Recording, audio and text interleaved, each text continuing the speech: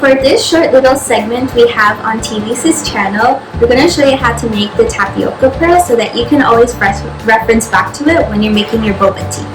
So for the first step for making the tapioca pearls, we're going to boil our water at a high temperature. And then after the water is boiling, we're going to move it towards a medium temperature so we can add our tapioca pearls in there. I'm just going to grab my little crab glove that I put backwards, sorry. So we're going to let that cook for 30 minutes and then we'll move on to the next step for making the tapioca pearls.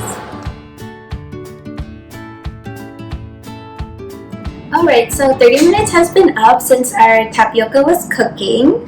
So now we're going to move it over into a bowl of water, with cold water.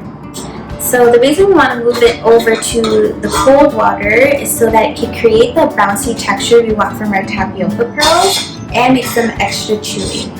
So we're going to let that cool down for 1 to 2 minutes.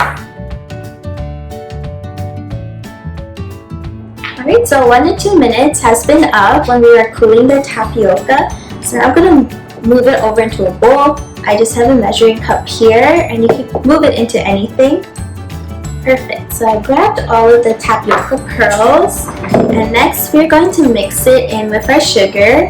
So here at TV's we use organic sugar cane because we do want to stay away from preservatives and offer the most out of our tea in regards to health benefits. So I got 1 big tablespoon of sugar cane. I'm going to add another one like that.